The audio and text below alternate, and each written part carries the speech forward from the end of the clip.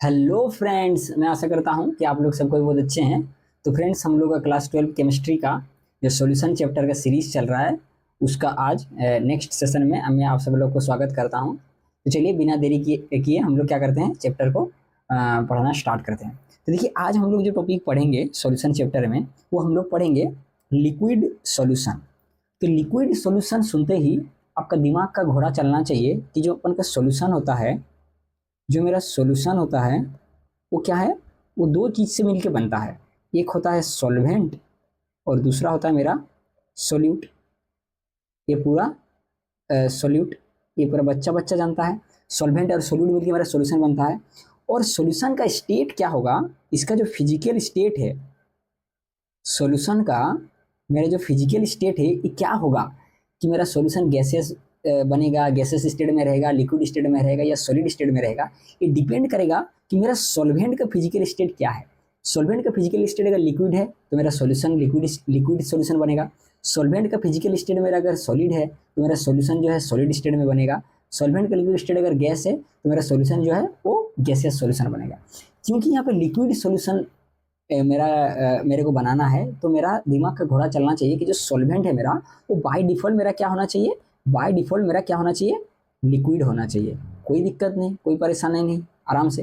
ठीक है, तो अभी हम लोग क्या करेंगे, लिक्विड सॉल्यूशन बनाएंगे। तीन तरह का जो लिक्विड सॉल्यूशन है इसको बारी बारी में क्या करेंगे अपन देखेंगे। तो देखिए, पहला जो लिक्विड सॉल्यूशन है वो मेरा क्या बनेगा, सॉलिड इन लिक्विड सॉल्यूशन।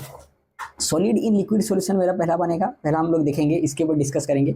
उसके बाद लिक्विड इन लिक्विड सॉल्यूशन और गैसेस इन लिक्विड सॉल्यूशन। ठीक है, क्योंकि लिक्विड सॉल्यूशन बनाना है तो सॉल्वेंट जो है वो हमेशा मेरा क्या रहेगा, वो फिक्स रहेगा, लिक्विड रहेगा हमेशा। लेकिन सॉल्यूट क्या है, वो मेरा चेंज होते रहेगा। एक बार हम लोग सॉलिड लेंगे, एक बार लिक्विड लेंगे और एक बार गैस लेंगे, लेकिन सॉल्वेंट को लिक्विड स्टेट में रखेंगे क्योंकि मेरे को लिक्विड सॉल्यूशन बनाना है। आशा करता हूँ कि आपको समझ में आया बहुत अच्छा से, आसानी से। तो देखिए, अभी यहाँ पे एक बहुत ही खूबसूरत और दमदार टर्म हम लोग को क्या करना है, समझना है, जिसको बोलते हैं सोल्यूबिलिटी। सोल्यूबिलिटी है क्या, लिक्विड सॉल्यूशन पढ़ने से पहले डिटेल्स में सोल्यूबिलिटी टर्म हम लोग को से थोड़ा पहचान हम लोग का होना चाहिए, तब जाके क्या होगा और आसानी से आगे चल के चीजें हम लोग को समझ में आएगी। तो सोल्यूबिलिटी है क्या, देखिए सोल्यूबिलिटी क्या है, किसको बोलते हैं, पहले डेफिनेशन पढ़ते हैं उसके बाद समझाऊंगा आपको। Solubility of a substance is its maximum amount that can dissolve in a specific amount of solvent under given set of conditions. Solubility depends upon the following factor: nature of solute and solvent, temperature and pressure. ये solubility बोलते हैं किसको है, solubility क्या है, solute का वो maximum amount जो किसी पर्टिकुलर सॉल्वेंट में क्या होता है, डिसॉल्व कर जाता है। फिर से दोहरा रहा हूं, सोल्यूट का वो मैक्सिमम अमाउंट जो किसी पर्टिकुलर सॉल्वेंट में डिसॉल्व कर जाता है, उस मैक्सिमम अमाउंट को, सोल्यूट का उस मैक्सिमम अमाउंट को अपन क्या बोलते हैं, सोल्यूबिलिटी बोलते हैं। आप बोलेंगे माँ कसम सर कुछ भी नहीं समझ में आया, कुछ भी नहीं समझ में। अभी एक तो एग्जाम्पल ऐसे ठोक देंगे ना, पूरा खोपड़ी में 440 का बोर्ड लग जाएगा, पूरा समझ में आ जाएगा। देखिए क्या है, सोल्यूबिलिटी के समझाने के लिए दो चीज है, आप समझिएगा। एक होता है मेरा सोल्यूबल और दूसरा होता है मेरा सोल्यूबिलिटी। ये दो चीज को समझिए। कभी कभी हम लोग क्या करते हैं, इस पे गड़बड़ी करते थे। हम लोग सोल्यूबल और सोल्यूबिलिटी को एक मान लेते हैं, लेकिन दोनों टर्म सेम नहीं है।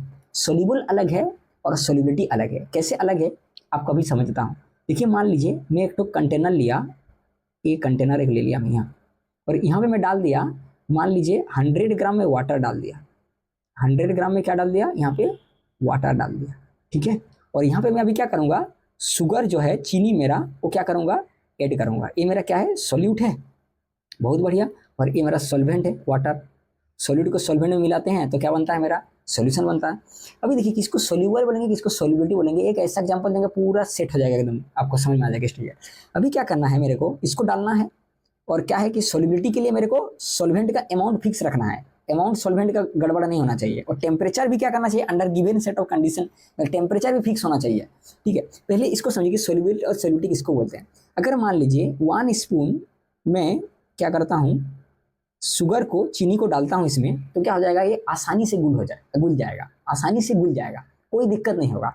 तो ये 1 स्पून जो अमाउंट है ना सोल्यूट का, आसानी से घुल गया, तो इसको हम लोग क्या बोलेंगे, अब इसको सोल्यूबिलिटी नहीं बोलेंगे, इसको हम लोग क्या बोलेंगे, सोल्यूबल बोलेंगे। बोले बहुत बढ़िया, पूरा एकदम। उसके बाद 2 स्पून अगर मान लीजिए मैं चीनी डालता हूँ, 2 स्पून भी आसानी से घुल जाता है, कोई दिक्कत नहीं होता है। तो अभी भी इसको सोल्युबिलिटी नहीं बोलेंगे, ये अमाउंट को अभी भी सोल्यूबल बोलेंगे।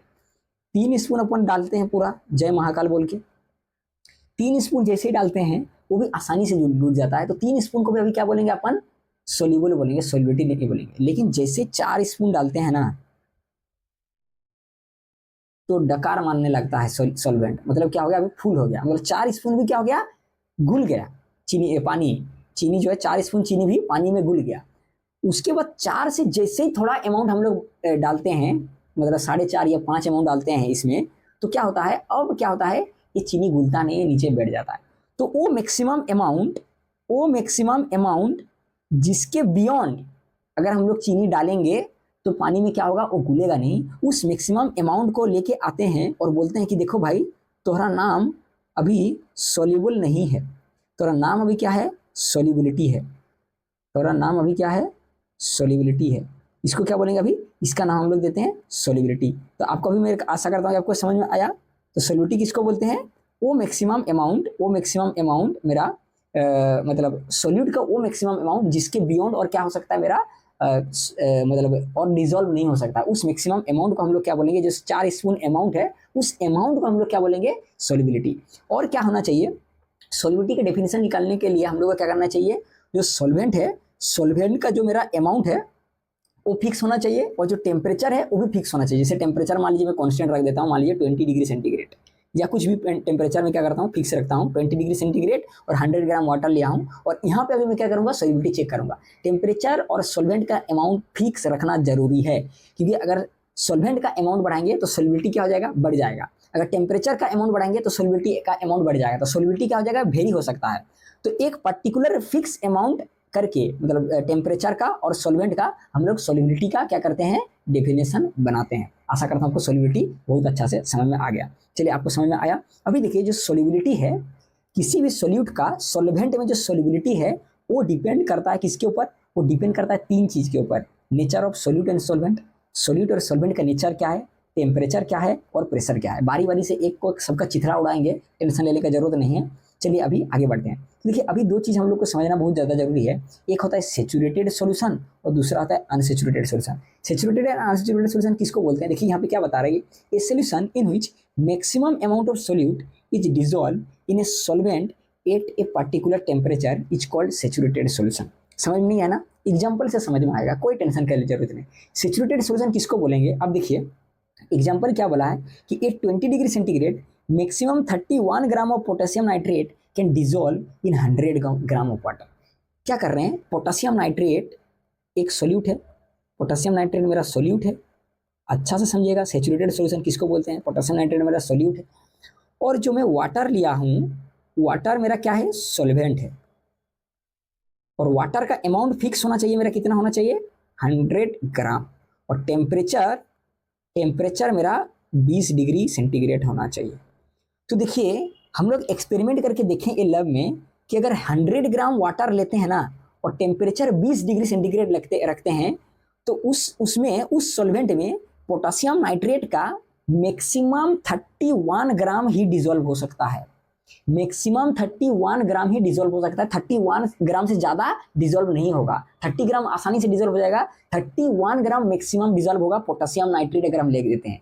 अलग अलग सोल्यूट का अलग अलग मतलब अमाउंट वेरी करेगा, लेकिन पोटेशियम नाइट्रेट अगर लेते हैं सोल्यूट, तो इसका अमाउंट मैक्सिमम अमाउंट 100 ग्राम सोल्वेंट में और 20 डिग्री टेम्परेचर में मैक्सिमम कितना अमाउंट सोल्यूट मतलब पोटेशियम नाइट्रेट डिसॉल्व हो सकता है, मैक्सिमम आपका डिसॉल्व हो सकता है 31 ग्राम। तो वो मैक्सिमम अमाउंट सोल्यूट का, वो मैक्सिमम अमाउंट से जो हम लोग सोल्यूशन बनाएंगे ना, उस सोल्यूशन को हम लोग बोलेंगे सेचुरेटेड सोल्यूशन। ठीक है, अभी समझ में आया, नहीं समझ में आया, देखिए बता रहा हूँ।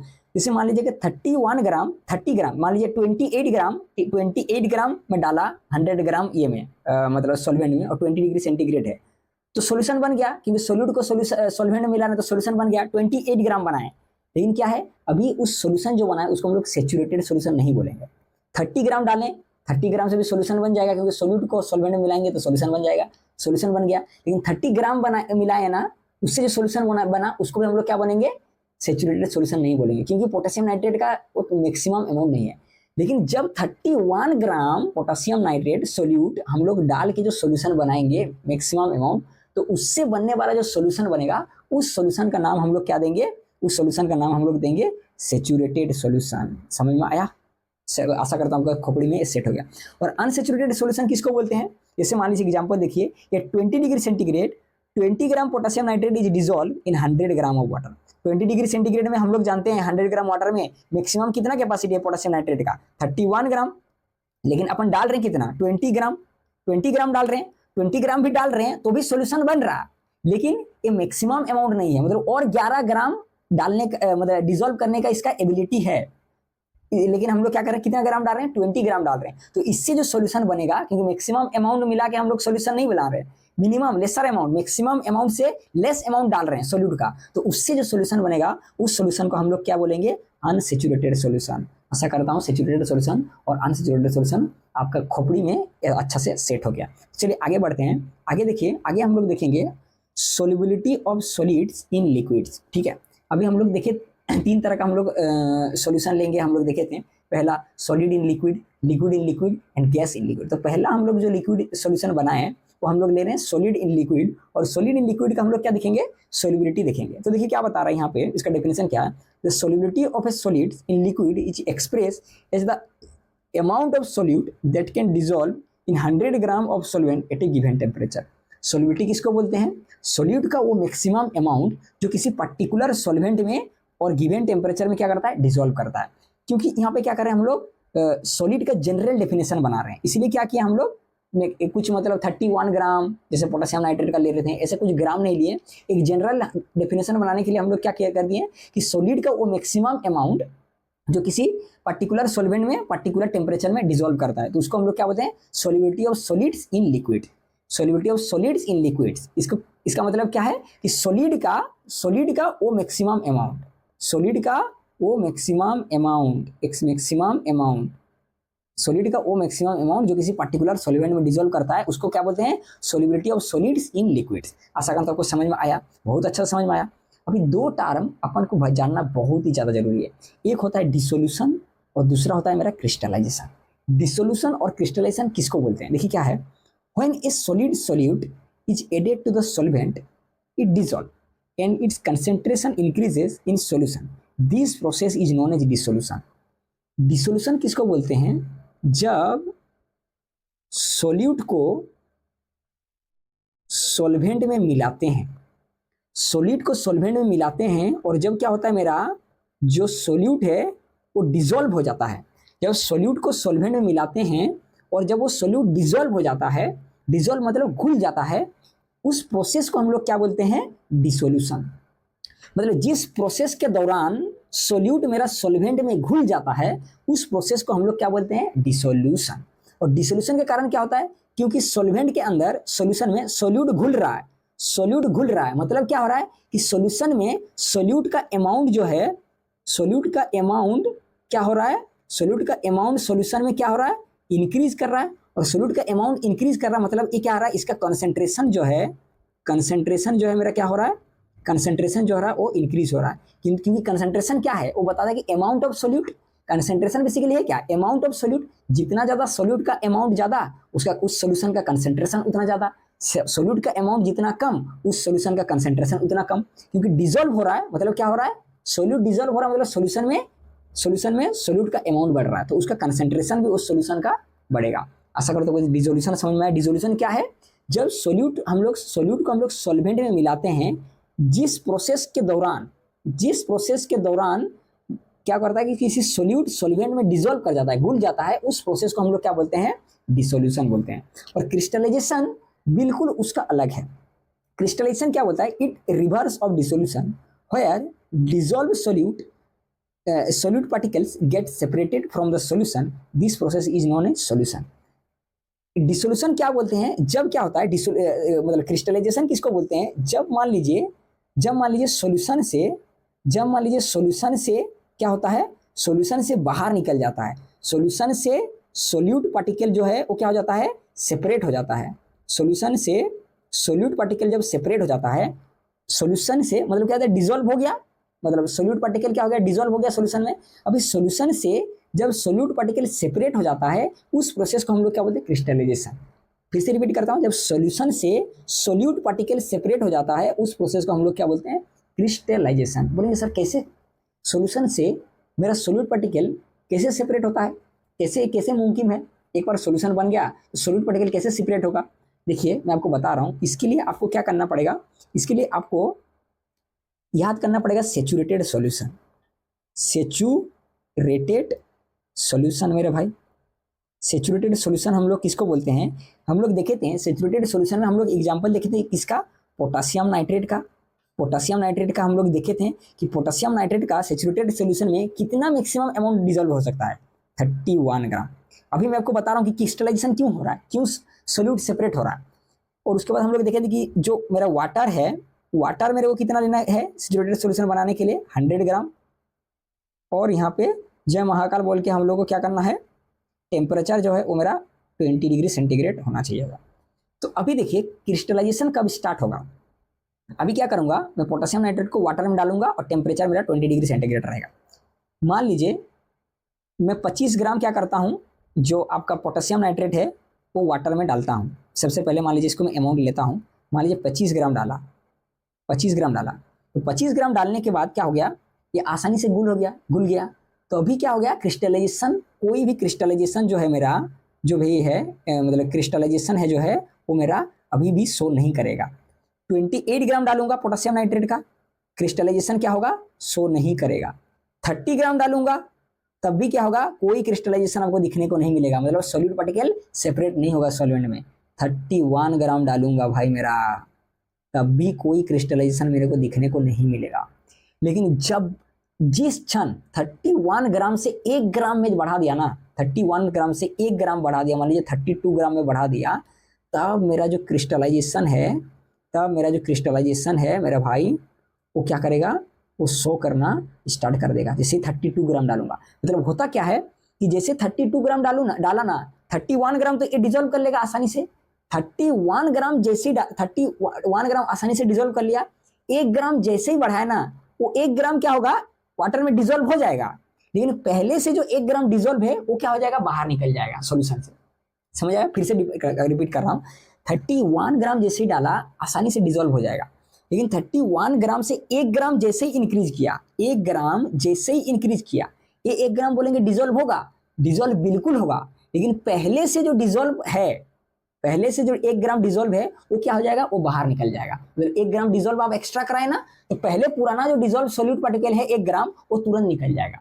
तो ये क्या है कि डिजोल्यूशन आप क्या कर रहे हैं, 1 ग्राम को डिजोल्व कर रहे हैं, 1 ग्राम को क्या कर रहे हैं, डिजोल्व कर रहे हैं। तो 1 ग्राम क्या कर रहा है मेरा, माइनस होकर निकल के आ जा रहा है। 1 ग्राम को आप क्या कर रहे हैं, डिजोल्व कर रहे हैं, तो 1 ग्राम क्या कर रहा है, माइनस होकर मेरे को निकल के आ रहा है। तो इसको हम लोग बोलते हैं डिसोल्यूशन, इसको बोलते हैं हम लोग क्रिस्टलाइजेशन। तो जिस रेट में आप डिजोल्व करा रहे हैं उसी रेट से क्या हो रहा है, ये बाहर निकल रहा है। जिस रेट से घुस रहा है उसी रेट से क्या हो रहा है, बाहर निकल रहा है। जिस रेट से डिसोल्यूशन हो रहा है उसी रेट से मेरा क्या हो रहा है, क्रिस्टलाइजेशन होता है।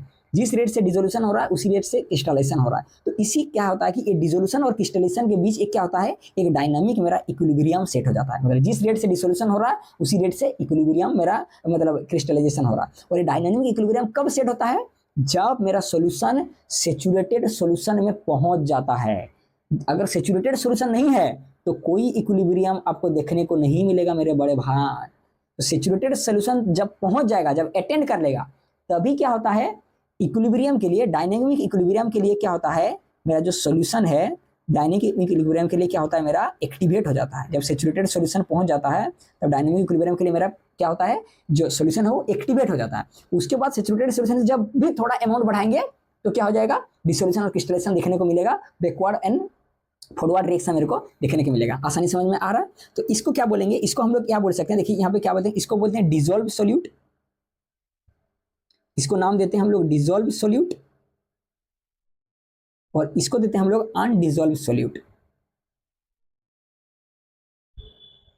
इसको हम लोग नाम देते हैं अनडिसॉल्व सोल्यूट। क्योंकि अनडिसॉल्व सोल्यूट क्यों है, क्योंकि देखिए यहाँ पे सोल्यूट और सोल्वेंट अलग है, और यहाँ पे डिसॉल्व सोल्यूट क्यों बोल रहे हैं, क्योंकि सोल्यूट जो है वो सॉल्यूशन के अंदर डिसॉल्व है। तो ये जो इक्विलिब्रियम मेरे को देखने को मिलता है, इसको या तो हम लोग ऐसे बोल सकते हैं कि सोल्यूट और सोल्वेंट और सॉल्यूशन के बीच इक्विलिब्रियम बन रहा है, या फिर इसको दूसरा नाम और दे सकते हैं कि डिसॉल्व सोल्यूट और अनडिसॉल्व सोल्यूट के बीच मेरा क्या बनता है, आपका इक्विलिब्रियम बनता है। और उसमें से भी ये जो इक्विलिब्रियम बनता है, इक्विलिब्रियम में हम जानते हैं कि एक फॉरवर्ड रिएक्शन होता है, एक बैकवर्ड रिएक्शन होता है। तो जो फॉरवर्ड रिएक्शन होता है उसको हम लोग नाम देते हैं डिसोल्यूशन, और जो बैकवर्ड रिएक्शन होता है उसको हम लोग नाम देते हैं क्रिस्टलाइजेशन। मतलब क्या हो रहा है समझाएं, क्रिस्टलाइजेशन में जो सोल्यूट पार्टिकल सेपरेट हो रहा है, जो मेरा सोल्यूट पार्टिकल सेपरेट हो रहा है ना, जो मेरा सोल्यूट पार्टिकल सेपरेट हो रहा है वो कहाँ सेपरेट होकर कहाँ जा रहा है, फिर से क्या कर रहा है, यहाँ पे सेपरेट होकर क्या कर रहा है, यहाँ पे इधर भेज रहा है। मतलब अनडिजॉल्व सोल्यूट बैकवर्ड रिएक्शन से फिर से सोल्यूट को बना दे रहा है। समझ में आ रहा है आपको? आशा करता हूं सबको ये बहुत अच्छा से समझ में आया। तो अभी देखेंगे हम लोग factor affecting solubility of the solute. Factor affecting solubility of the solute, जो सोल्यूट का सोल्यूबिलिटी है किस किस फैक्टर के ऊपर डिपेंड करता है। तो पहला फैक्टर जो है वो अपन डिपेंड करता है nature of solute and solvent. Solute और सॉल्वेंट का नेचर के ऊपर डिपेंड करता है कि सोल्यूट और सॉल्वेंट का नेचर कैसा है, उसके ऊपर उसका सोल्यूबिलिटी डिपेंड करेगा कि उसका सोल्यूबिलिटी इंक्रीज करेगा, इसका सोल्यूबिलिटी डिक्रीज करेगा। तो डिपेंड करता है क्या, सोल्यूट और सॉल्वेंट का नेचर के ऊपर। तो इसके नेचर को जानने के पहले थोड़ा अपन क्या करते हैं, कुछ केस स्टडी देखते हैं। देखिए क्या होता है, अगर मान लीजिए NaCl को मैं वाटर में डालता हूँ ना, तो बड़ी एकदम मलाई के साथ क्या कर रहा है, मलाई मार के क्या करता है, डिजोल्व हो जाता है। NaCl सोडियम क्लोराइड, नमक को पानी में डालते हैं तो जानते हैं नमक और पानी का बेपनाह मोहब्बत है इन लोग का, आसानी से क्या हो जाता है, घुल जाता है। लेकिन वही NaCl को बेंजीन में डालते हैं तो क्या करता है ना, खुजली करता है, वो घुलता नहीं है। क्यों नहीं घुलता, वही सोल्यूट है लेकिन वाटर में घुल जा रहा है। लेकिन वही सोल्यूट, सेम सोल्यूट बेंजीन में क्या आ रहा है, जब आता है तो इसका नानी याद आ रहा है, घुल नहीं रहा। नेप्थलीन को अगर वाटर में डालते हैं तो क्या करता है, ये भी खुजली करता है, घुलता नहीं। लेकिन वही सेम नेप्थलीन को जब हम लोग बेंजीन में डालते हैं तो क्या करता है, आसानी से घुल जाता है। बोलेंगे ये क्यों हो रहा है, ऐसा क्यों हो रहा है, ये क्या हो रहा है भाई, ये क्या हो रहा है, ये क्यों हो रहा है ऐसा, इसके पीछे क्या रीजन है। देखिए रीजन क्या है, क्यों हो रहा है ऐसा। We know that like dissolve like, like dissolve like का मतलब क्या है, that is polar solute dissolve in polar solvent and non polar solute dissolve in non polar solvent. Polar solute क्या होता है, जो सोल्यूट मैं बोला कि सोल्यूट का नेचर क्या, सोल्यूट और सॉल्वेंट का नेचर के ऊपर डिपेंड करता है उसका सोल्यूबिलिटी। तो क्या होता है कि पोलर सोल्यूट जो है मेरा, पोलर सोल्यूट जो है वो क्या किसको पसंद करता है, पोलर सोल्यूट पसंद करता है मेरा पोलर सॉल्वेंट को, पोलर सॉल्वेंट को, ठीक है, पोलर सॉल्वेंट को। अगर सोल्यूट भी मेरा पोलर है और सॉल्वेंट भी मेरा पोलर है तो क्या होगा, आसानी से, बहुत आसानी से क्या हो जाएगा मेरा, ये डिजोल्व हो जाएगा। लेकिन अगर मेरा सोल्यूट नॉन पोलर है, सोल्यूट मेरा नॉन पोलर है तो वो पसंद किसको करेगा, वो पसंद करेगा नॉन पोलर सोल्यूट को, वो पसंद करेगा किसको, नॉन पोलर सॉल्वेंट को वो पसंद करेगा। ये अगर सोल्यूट मेरा क्या है, नॉन पोलर है, तो सॉल्वेंट किसको पसंद करेगा, ये भी नॉन पोलर सॉल्वेंट को क्या करेगा, ये पसंद करेगा। तो आशा करता हूँ ये आपको समझ में आ गया। अगर मान लीजिए नॉन पोलर सोल्यूट को, नॉन पोलर सोल्यूट को अगर नॉन पोलर सॉल्वेंट में डाल देंगे तो ये घुलेगा नहीं। वही अगर मान लीजिए नॉन पोलर सोल्यूट को अगर पोलर सॉल्वेंट में डाल देंगे तो भी क्या करेगा, ये घुलेगा नहीं। तो आशा करता हूँ ये आपको समझ में आएगा कि सोल्यूट का नेचर होना चाहिए कि दोनों पोलर है, इसीलिए इसका नाम देकर लाइक डिजोल्व लाइक, मतलब पोलर लाइक करेगा पोलर को, नॉन पोलर लाइक करेगा नॉन पोलर को। अभी आपको खोपड़ी में अगर नहीं समझ में आ रहा है कि सर पोलर और नॉन पोलर किसको बोलते हैं, पोलर मतलब क्या कि जिसके अंदर दो पोल एग्जिस्ट करे। जैसे मान लीजिए मैं यहाँ पे लिया NaCl और वाटर, ये दोनों क्या है, पोलर है। देखिए NaCl लेता हूँ मैं, NaCl, तो देखिए इसके ऊपर दो मतलब ऑपोजिट पोल जैसे देते हैं ना, साउथ पोल और नॉर्थ पोल, चुंबक में भी रहता है साउथ पोल नॉर्थ पोल, तो उसी से पोलर का नाम आया। तो पोल मतलब क्या, दो ऑपोजिट पोल डेवलप होना चाहिए। जैसे यहाँ पे हम लोग जानते हैं Na+ और Cl- यहाँ पे डेवलप हो रहा है। जैसे वाटर, वाटर में देखेंगे आप लोग, वाटर में देखते हैं हम लोग, वाटर में भी दो पोल होता है, इसके ऊपर क्या आता है, डेल्टा- आता है, इसके ऊपर डेल्टा पॉजिटिव आता है। तो क्या होता है कि इसको हम लोग बोलते हैं पोल, तो ये इसको बोलते हैं पोलर, पोलर बोलते हैं। और नॉन पोलर किसको बोलते हैं, जिसके ऊपर क्या होता है, ये मतलब ये चार्ज डेवलप नहीं होता है। जैसे मान लीजिए यहाँ पे बेंजीन का एग्जांपल लीजिए, बेंजीन का एग्जांपल लेता हूँ, तो इसका एग्जांपल क्या होता है, देखिए यहाँ पे बेंजीन C6H6 होता है। तो इसमें क्या होता है कि कोई चार्ज नहीं डेवलप होता है, कोई ऑपोजिट चार्ज डेवलप नहीं होता है, तो इसको हम लोग क्या बोलते हैं, नॉन पोलर, नॉन पोलर इसको हम लोग बोलते हैं। जिसके पोलर और नॉन पोलर कब क्रिएट होगा, जब दो कंबाइनिंग एटम के बीच इलेक्ट्रोनेगेटिविटी डिफरेंस होगा ना, इलेक्ट्रोनेगेटिविटी डिफरेंस के कारण क्या होता है, पोल का क्रिएट होता है। इलेक्ट्रोनेगेटिविटी डिफरेंस जितना हाई होगा उतना ज्यादा इसका पोल का क्रिएशन होगा, ऑपोजिट पोल का। यहाँ पे भी इलेक्ट्रोनेगेटिविटी डिफरेंस है, यहाँ पे भी इलेक्ट्रोनेगेटिविटी डिफरेंस है, लेकिन देखिए बेंजीन और नेप्थलीन में केवल carbon and hydrogen atom he present है, और कार्बन और हाइड्रोजन के बीच इलेक्ट्रोनेगेटिविटी डिफरेंस बहुत ही नेग्लिजिबल होता है, जिसके कारण क्या होता है, इसमें ऑपोजिट पोल डेवलप नहीं हो पाता है। इसलिए इसको क्या बोलते हैं, नॉन पोलर हम लोग बोलते हैं।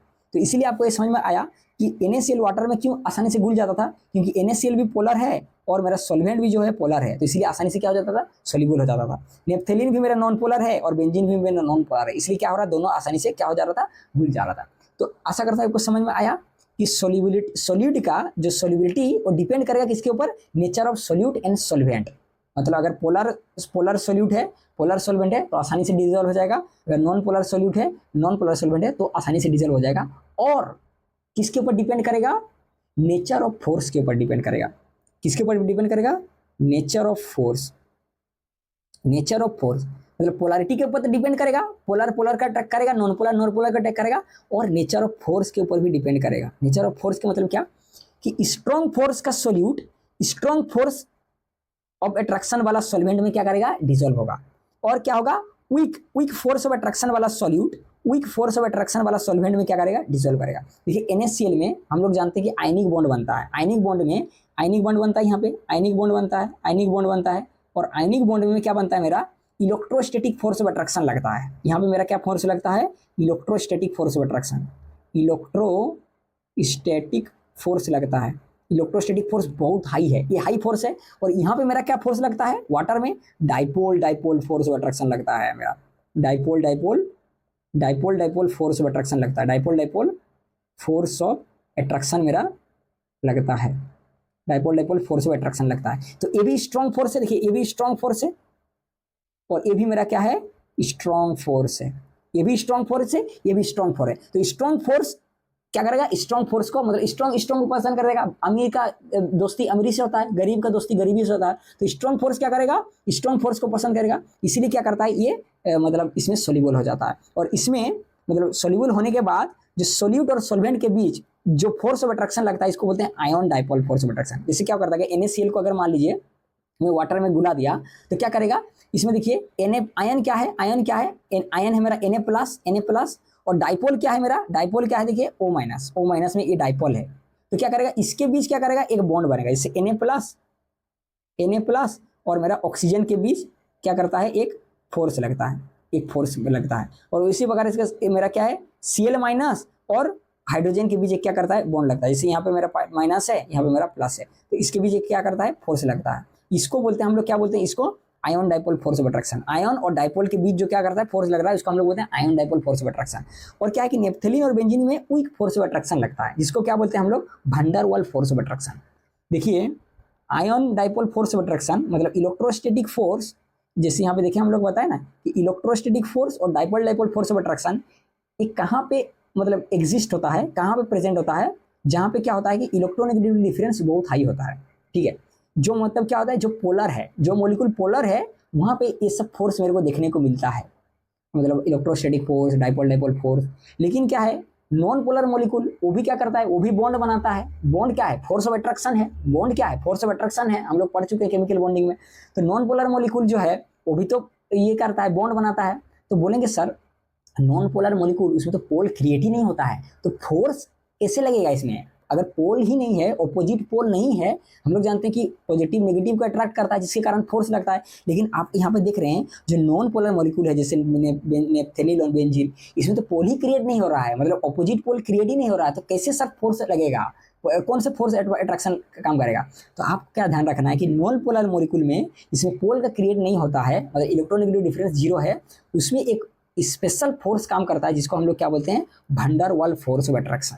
Van der Waals force of attraction क्या होता है वो मैं हम लोग आगे मैं आपको बताऊंगा। आप बस इतना याद रखिए कि यहाँ पे क्या होता है, आपका van der Waals force of attraction क्या करता है, काम करता है। चलिए बता ही देता हूँ कि क्या होता है van der Waals force of attraction. Non polar molecule में कैसे van der Waals force of attraction लगता है। जैसे मान लीजिए मैं एक एग्जाम्पल ले लेता हूँ, जैसे मान लीजिए मैं बेंजीन ले लिया, ठीक है, बेंजीन ले लिया, या मान लीजिए मैं CH4 ले लिया, मीथेन ले लिया, या फिर मान लीजिए C6H6 बेंजीन ले लिया। तो ये तो दोनों नॉन पोलर है मेरा, ये तो मेरा दोनों नॉन पोलर है। नॉन पोलर में कैसे क्या करता है, van der Waals force of attraction लगता है। देखिए नॉन पोलर ये मेरा दोनों है, तो नॉन पोलर मॉलिक्यूल में हम लोग जानते हैं कि इलेक्ट्रोनेगेटिव डिफरेंस जीरो है, तो क्या होगा, आपका पोल क्रिएट नहीं होगा।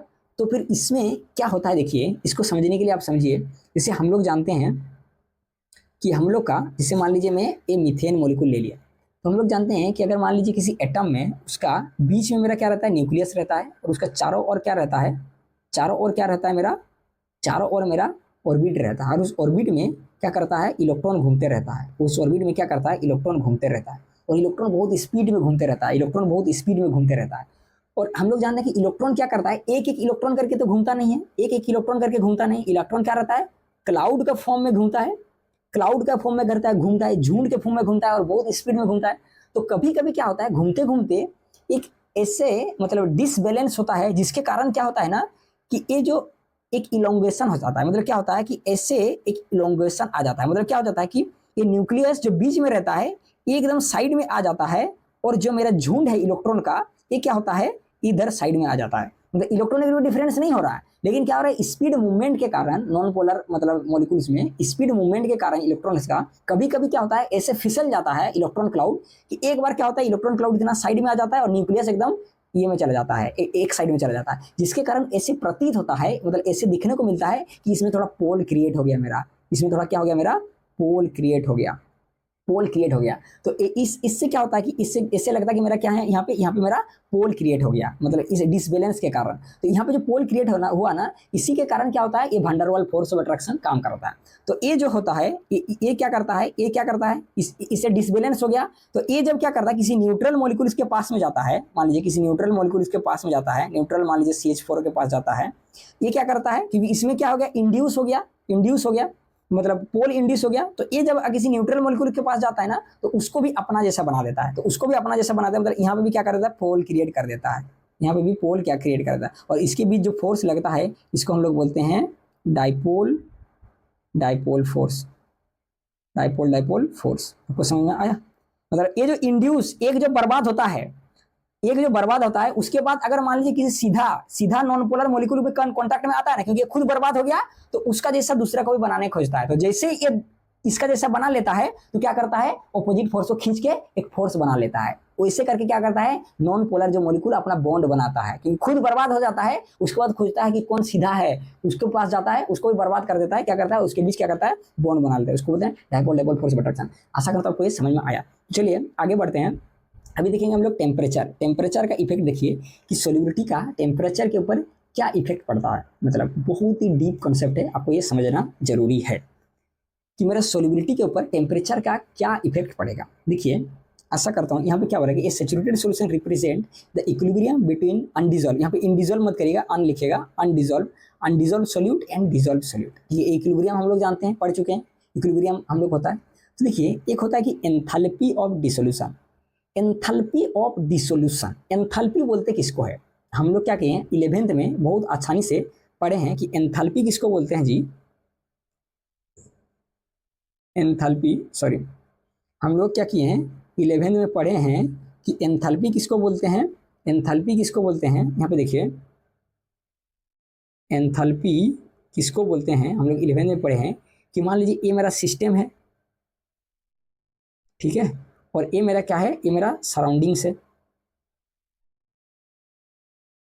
ये मेरा सराउंडिंग्स है, ये सिस्टम से सराउंडिंग्स है।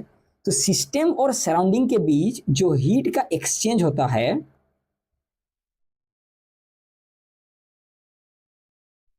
सिस्टम और सराउंडिंग के बीच जो हीट का मेरा एक्सचेंज होता है, उस हीट का एक्सचेंज को हम लोग क्या बोलते हैं, एंथैल्पी बोलते हैं। उस हीट का एक्सचेंज को हम लोग क्या बोलते हैं, एंथैल्पी बोलते हैं।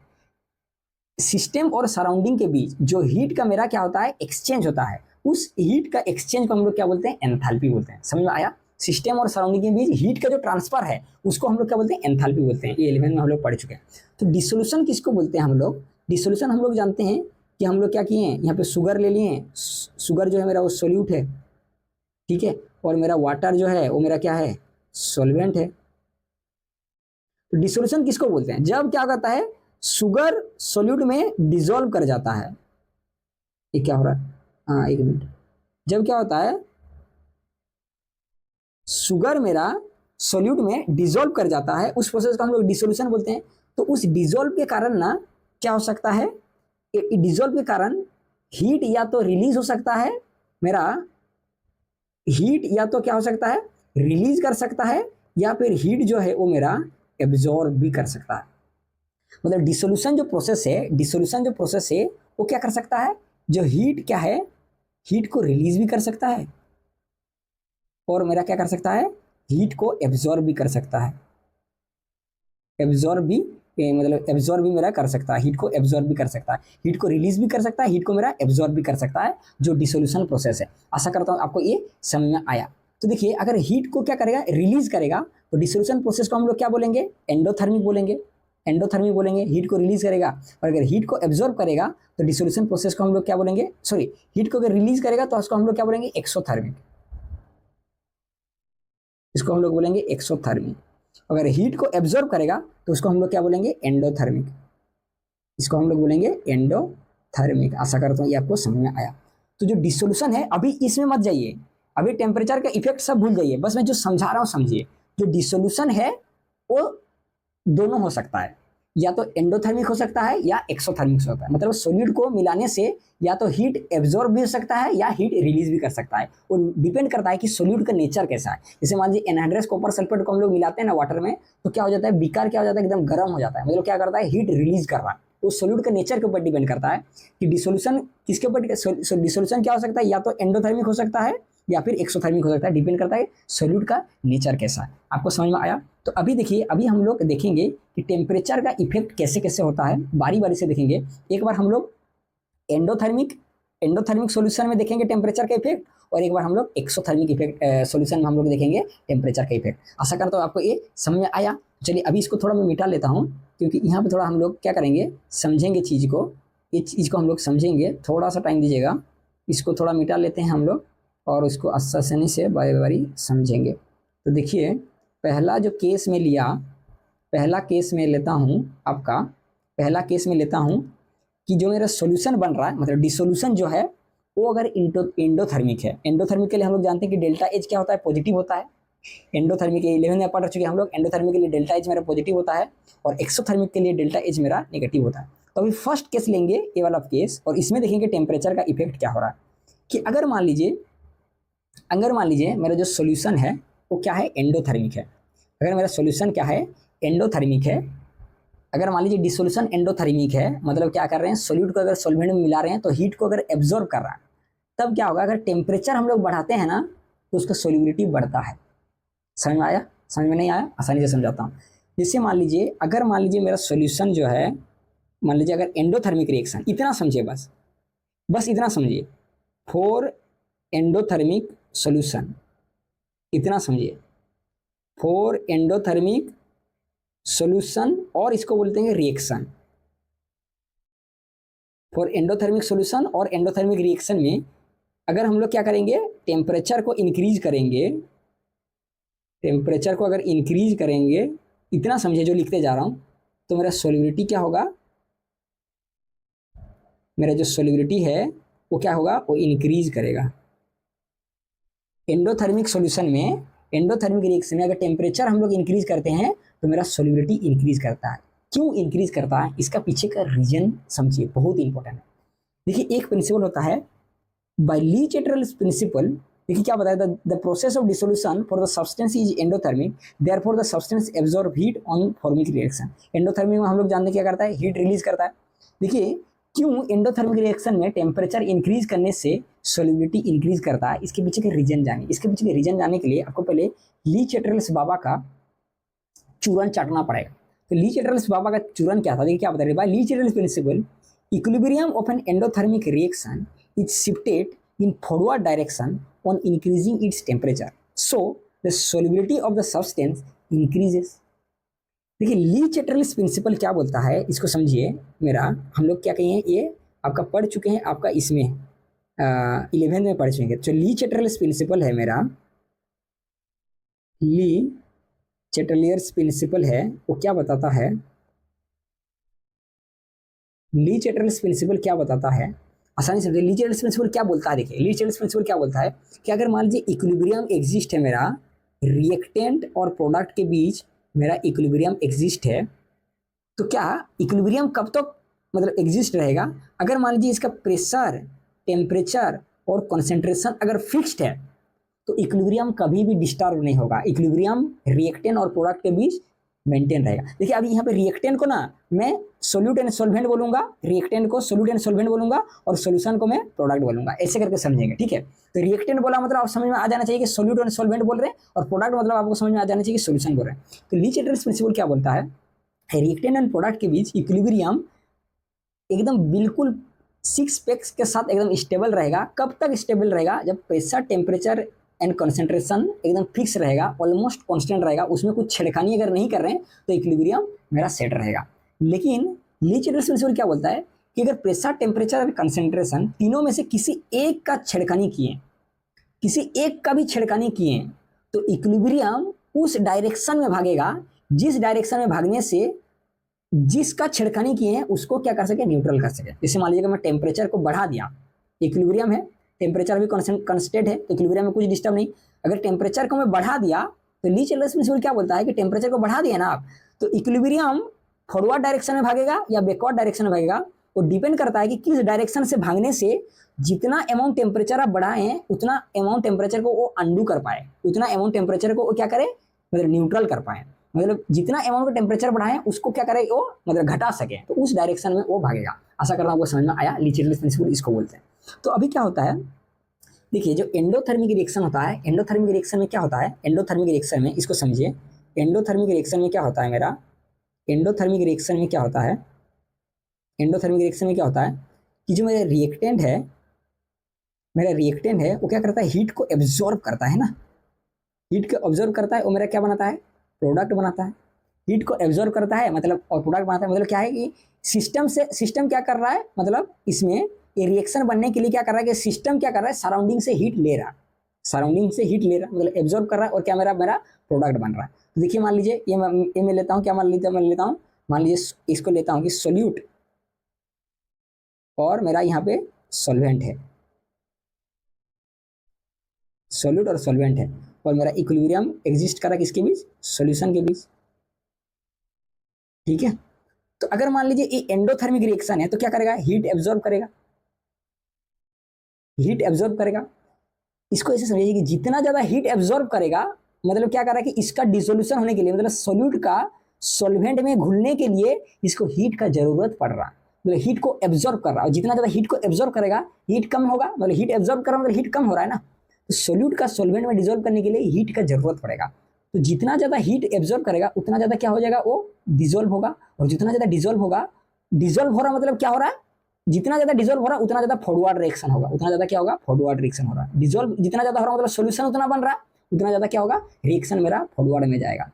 तो अभी क्या कर रहा हूं मैं, अगर मान लीजिए मैं टेम्परेचर को इंक्रीज कर देता हूं, टेम्परेचर को इंक्रीज कर देता हूं, क्योंकि यहाँ पे देखिए सोल्यूट का नेचर क्या है कि टेम्परेचर पाने से क्या कर रहा है? ये इसको कैटलिस्ट का काम कर रहा है। टेम्परेचर पाने से क्या कर रहा है? ये सॉल्वेंट में घुल जा रहा है। तो क्या कर रहा है कि टेम्परेचर पाने से सॉल्वेंट में घुल जा रहा है और क्या कर रहा है? फॉरवर्ड रिएक्शन में जा रहा है और सोल्यूशन बना रहा है। अगर मान लीजिए मैं टेम्परेचर इंक्रीज करता हूँ या भी इक्विलिब्रियम में, तो क्या हो जाता है? टेम्परेचर अगर इंक्रीज करता हूँ तो क्या होता है? मेरा इक्विलिब्रियम डिस्टर्ब कर जाता है, क्योंकि देखिए अभी क्या कर, अभी इक्विलिब्रियम कंडीशन में है तो टेम्परेचर, प्रेशर और कंसेंट्रेशन मेरा कंस्टेंट है, ठीक है।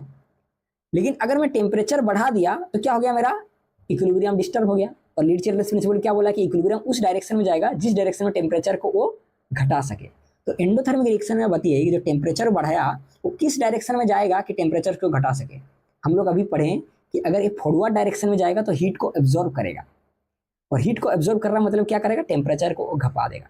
अभी आपको समझ में आया कि एंडोथर्मिक रिएक्शन में अगर हम लोग टेम्परेचर में बढ़ाते हैं तो क्या करता है? वो टेम्परेचर को बढ़ाते हैं तो क्या करता है? फॉरवर्ड डायरेक्शन में जाता है, और फॉरवर्ड डायरेक्शन में जितना जा रहा है मतलब क्या हो रहा है? उतना ज्यादा डिजोल्व हो रहा है, और उतना ज्यादा डिजोल्व जितना ज्यादा हो रहा है उतना ज्यादा उसका क्या हो रहा है? सोलिबिलिटी बढ़ रहा है। आशा करता हूं आपको ये समझ में आ रहा है, बहुत कॉम्प्लेक्स चीज है, आपको ये समझ में आया। आशा करता हूं आपको समझ में आया। दूसरा केस लेते हैं हम लोग, देखिए यहाँ पे केस 2 लेते हैं। केस 2 में क्या बोल रहा है कि अगर मेरा रिएक्शन जो है वो क्या होगा? मेरा एक्सोथर्मिक होगा। एक्सोथर्मिक में क्या होता है? इससे मान लीजिए ये मेरा लिया, मैं सोल्यूट लिया और मेरा ये सॉल्वेंट लिया, सोल्यूट और सॉल्वेंट लिया, और मेरा क्या कर रहा बन रहा? ये सॉल्यूशन बन रहा है, ठीक है, सॉल्यूशन बन रहा है।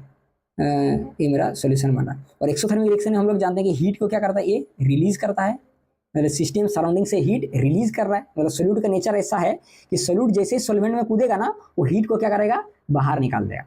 अभी आपको समझ में आया? तो ये मेरा इक्विलिब्रियम का कंडीशन है। इक्विलिब्रियम कंडीशन मतलब क्या? प्रेशर, टेम्परेचर एंड जो कंसेंट्रेशन है ये मेरा फिक्स्ड है, मतलब सोल्यूट, सॉल्वेंट एंड सॉल्यूशन के बीच ये मेरा फिक्स्ड है, और ये मेरा एक्सोथर्मिक रिएक्शन है। अभी क्या करेंगे? एक्सोथर्मिक रिएक्शन में मैं टेम्परेचर का इफेक्ट देखूंगा। अभी मान लीजिए मैं टेम्परेचर इसमें बढ़ा देता हूं, अगर टेम्परेचर में बढ़ा देता हूं तो क्या होगा? इक्विलिब्रियम मेरा डिस्टर्ब हो जाएगा, टेम्परेचर को बढ़ा देता हूं तो मेरा क्या होगा, इक्विलिब्रियम डिस्टर्ब हो जाएगा। और ली न्यूटन प्रिंसिपल क्या बोला कि इक्विलिब्रियम उस डायरेक्शन में जाएगा जिस डायरेक्शन में क्या करे, टेम्परेचर को ये क्या कर सके, घटा सके, मतलब टेम्परेचर को अंडू कर सके, टेम्परेचर को वो घटा सके। तो टेम्परेचर को घटा सके, लेकिन क्या हो रहा है कि अगर सोल्यूट सोलवेंट फॉरवर्ड डायरेक्शन में जा रहा है तो हीट को बढ़ा रहा है, हीट को बढ़ा रहा है, लेकिन हीट को मेरे को घटाना है, तो हीट को घटाएगा कैसे, जब सॉल्यूशन बैकवर्ड डायरेक्शन में जाएगा, जब सॉल्यूशन क्या होगा, बैकवर्ड डायरेक्शन में जाएगा। तो इसमें क्या होता है कि एक्सोथर्मिक रिएक्शन अगर हम लोग टेम्परेचर बढ़ाते हैं ना, तो उस टेम्परेचर को घटाने के लिए सॉल्यूशन बैकवर्ड डायरेक्शन में जाता है, और जब बैकवर्ड डायरेक्शन में जा रहा है तो देखिए क्या हो रहा है, फिर से सोल्यूट और सोलवेंट बढ़ रहा है, मतलब क्या है, सॉल्यूशन से सोल्यूट अलग हो जा रहा है, सॉल्यूशन से सोल्यूट अलग हो जा रहा है, मतलब इसका सोल्यूबिलिटी घट जा रहा है। आपको समझ में आया? एक चीज आपको ध्यान रखना है, किसी भी मतलब इक्विलिब्रियम में, किसी भी इक्विलिब्रियम में मान लीजिए ये रिएक्टेंट है और ये मेरा प्रोडक्ट है, अगर मान लीजिए उसका फॉरवर्ड डायरेक्शन, फॉरवर्ड रिएक्शन जो है मेरा, फॉरवर्ड रिएक्शन जो है, फॉरवर्ड रिएक्शन अगर मेरा मान लीजिए एक्सोथर्मिक है ना, फॉरवर्ड रिएक्शन अगर एक्सोथर्मिक है तो बैकवर्ड रिएक्शन क्या होगा, हमेशा एंडोथर्मिक होगा, हमेशा क्या होगा, एंडोथर्मिक होगा। अगर मान लीजिए फॉरवर्ड रिएक्शन एंडोथर्मिक है किसी भी इक्विलिब्रियम में, मतलब रिवर्सिबल रिएक्शन है, किसी भी रिवर्सिबल रिएक्शन में अगर मान लीजिए फॉरवर्ड रिएक्शन एक्सोथर्मिक है तो बैकवर्ड रिएक्शन हमेशा एंडोथर्मिक होगा।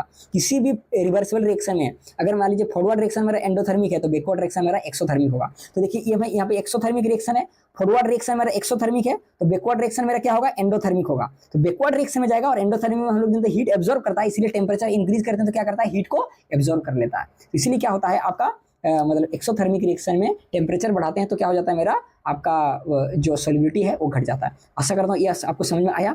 कुछ समझ में नहीं आया तो इतना आपको याद रखना है कि एक्सोथर्मिक एंडोथर्मिक रिएक्शन, आपको ट्रिक्स बता रहा हूँ, क्या ट्रिक्स है, कुछ अगर ये एक्सप्लेनेशन समझ में नहीं आया बस इतना समझ लीजिए, इतना खाली याद रखेंगे तो समझ में आ जाएगा।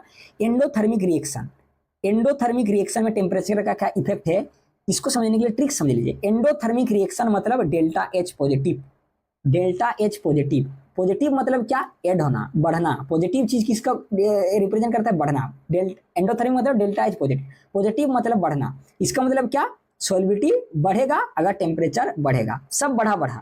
एंडोथर्मिक मतलब positive, delta H positive, positive का मतलब होता है बढ़ना, तो टेम्परेचर अगर बढ़ेगा तो सॉल्युबिलिटी बढ़ेगा। समझ में आया, इतना समझ में। एक्सोथर्मिक का मतलब होता है कि डेल्टा एच नेगेटिव, एक्सोथर्मिक का मतलब है डेल्टा एच नेगेटिव, नेगेटिव का मतलब होता है घटना, इसका मतलब क्या कि सॉल्युबिलिटी घटेगा अगर टेम्परेचर बढ़ाएंगे। समझ में आया। एक्सोथर्मिक का मतलब होता है डेल्टा एच नेगेटिव, नेगेटिव का मतलब क्या है, सॉल्युबिलिटी घटेगा अगर टेम्परेचर बढ़ाएंगे। आशा करता हूं आपको समझ में आया।